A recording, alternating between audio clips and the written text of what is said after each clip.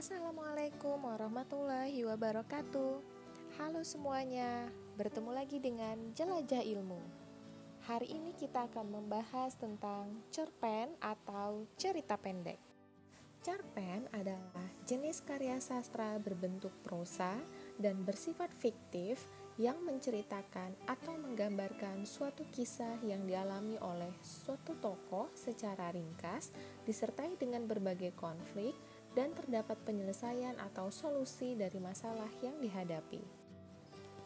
Ciri-ciri cerpen antara lain bersifat fiktif, hanya mempunyai satu alur atau alur tunggal, terdiri kurang dari 10.000 kata, penggunaan kata-kata yang mudah dipahami, penokohan dalam cerita pendek yang sangat sederhana, dan terdapat kesan dan pesan yang ditinggalkan. Struktur dalam cerita pendek secara umum terbagi menjadi 5 bagian. Yang pertama, pengenalan situasi cerita.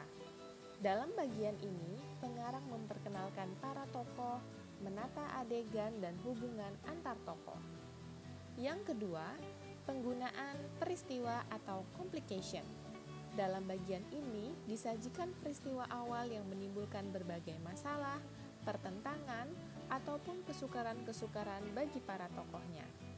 Yang ketiga, menuju adanya konflik atau rising action, yakni terjadi peningkatan perhatian kegembiraan, kehebohan, ataupun keterlibatan berbagai situasi yang menyebabkan bertambahnya kesukaran tokoh. Yang keempat, puncak konflik atau turning point. Bagian ini disebut pula sebagai klimaks. Inilah bagian cerita yang paling besar dan mendebarkan. Pada bagian ini ditentukan perubahan nasib beberapa tokohnya, misalnya apakah kemudian berhasil atau gagal.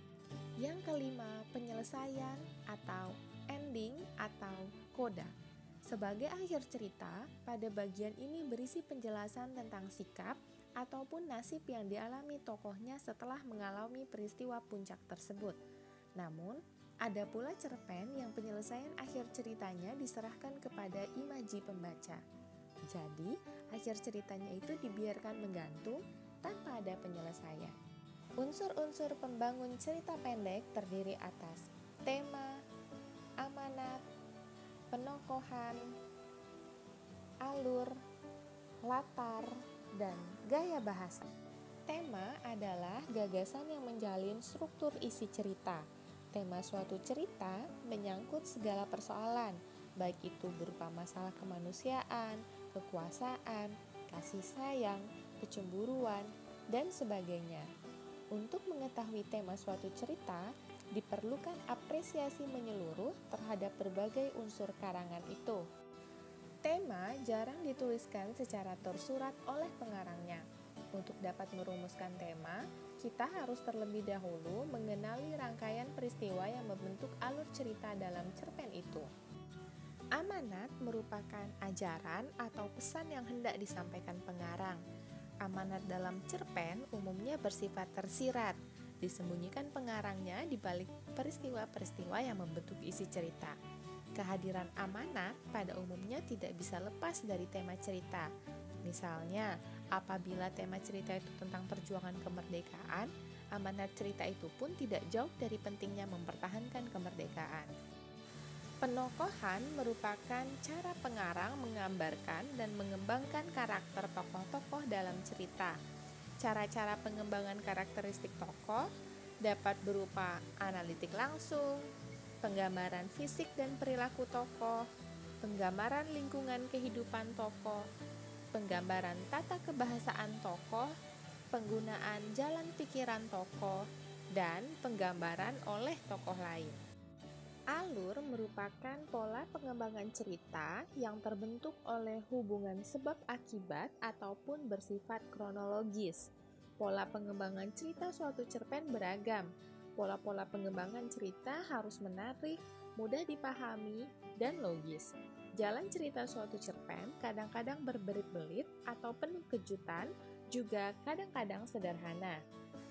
Latar atau setting merupakan tempat, waktu, dan budaya yang digunakan dalam suatu cerita. Latar dalam suatu cerita bisa bersifat faktual atau bisa pula yang imajinatif. Latar berfungsi untuk memperkuat atau mempertegas keyakinan pembaca terhadap jalannya suatu cerita. Dengan demikian, apabila pembaca sudah menerima latar itu sebagai sesuatu yang benar adanya, maka cenderung dia pun akan lebih siap dalam menerima pelaku ataupun kejadian-kejadian yang berada dalam latar itu.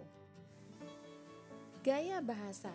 Dalam cerita, penggunaan bahasa berfungsi untuk menciptakan suatu nada atau suasana persuasif serta merumuskan dialog yang mampu memperlihatkan hubungan dan interaksi antar sesama tokoh.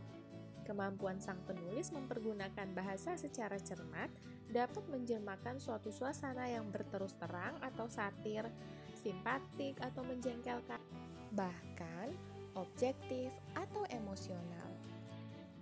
Demikian pembahasan tentang materi cerpen hari ini. Selamat belajar dan terima kasih.